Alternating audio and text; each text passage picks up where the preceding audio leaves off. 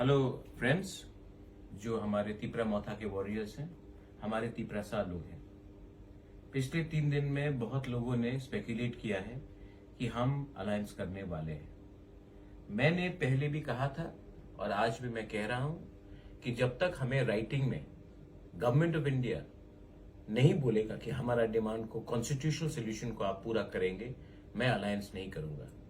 बहुत लोग विश्वास नहीं करते, क्योंकि मैं आपको ब्लेम भी नहीं करता, क्योंकि 46 इयर्स में 1977 के बाद हर regional Tiprasa political party Delhi गया है और कुछ न कुछ एग्रीमेंट करके लाया है इलेक्शन के पहले, और इलेक्शन के बाद तिपरासा को कुछ नहीं मिला। मैंने पहले से कहा था और आज भी कह रहा हूं कि no compromise on our demand.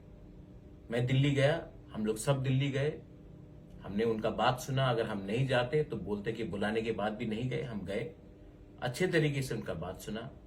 और मेरे दिल में एक बात क्लियर है कि उन्होंने राइटिंग में कुछ नहीं दिया है।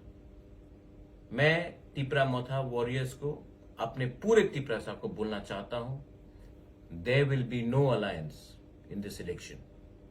आज हम लोग अपना कैंडिडेट नाम डाल रहे हैं और ये बात पूरा क्लियर हो गया है। मीडिया मुझे फोन करके तंग ना करे, मैं अलायंस नहीं कर रहा हूं। मैं इस इलेक्शन में फाइट करूंगा और उनको हराने के लिए फाइट करूंगा जो हमारे डिमांड के खिलाफ है।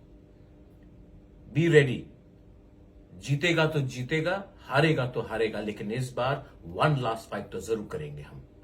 बेलाइनो हम बाय खुलूंगा।